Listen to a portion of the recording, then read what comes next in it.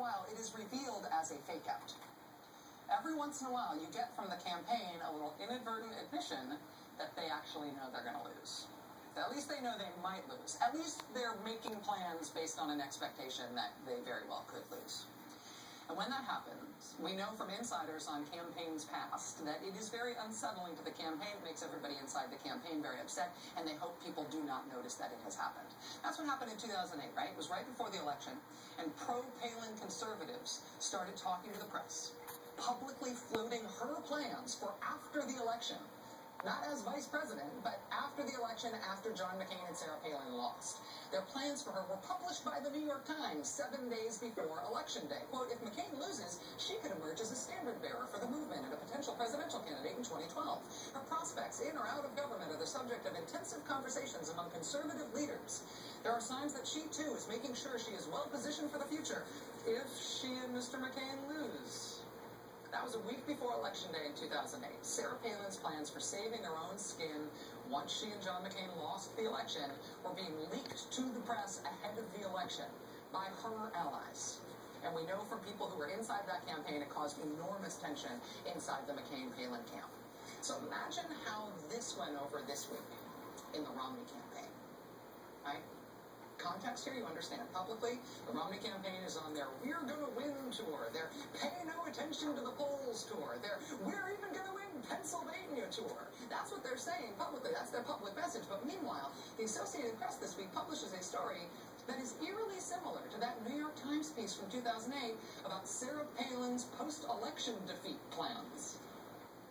This time, of course, it's Paul Ryan, whose post-election future is being leaked about by his supporters, who are fairly clearly assuming that Romney and Ryan are about to lose, and they need to think of something else for Paul Ryan to do, because he's not going to be busy as vice president.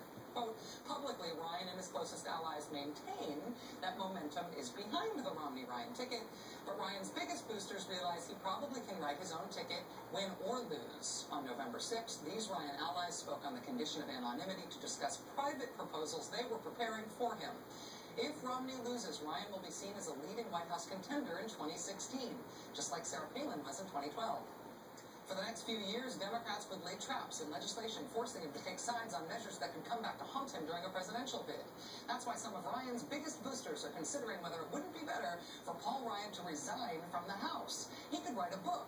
Saving America is a theme often bandied about, or he could teach at a university.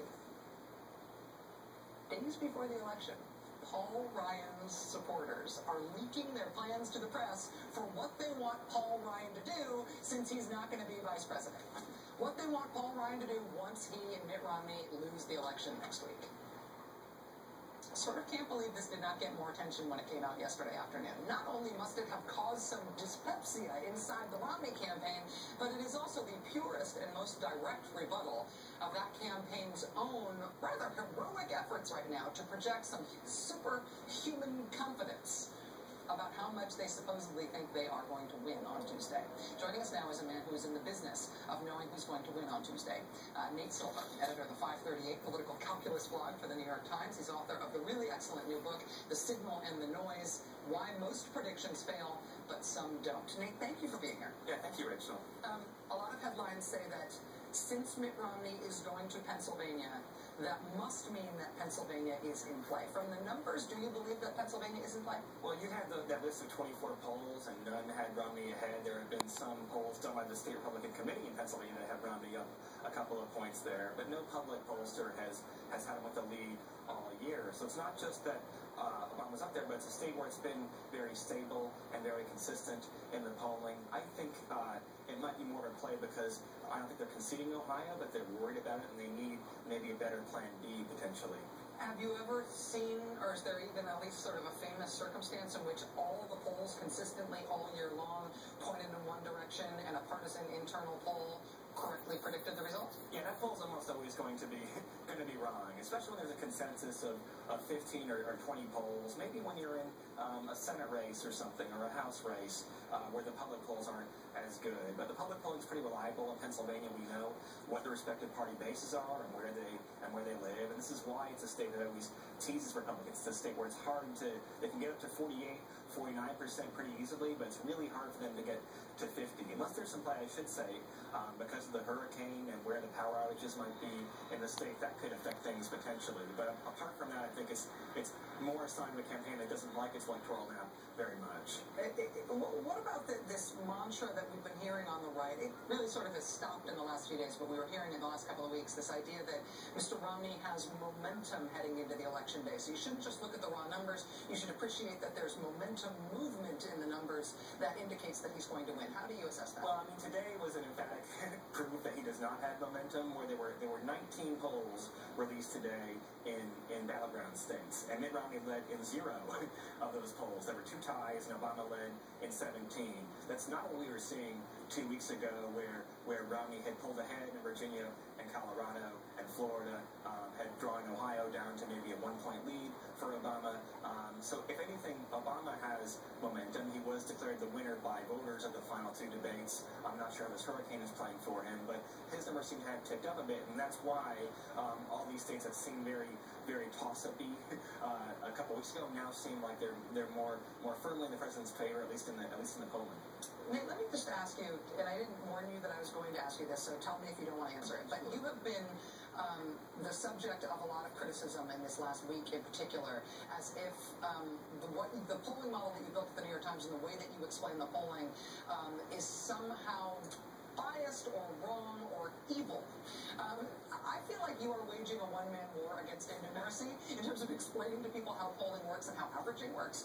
How has this week been for you?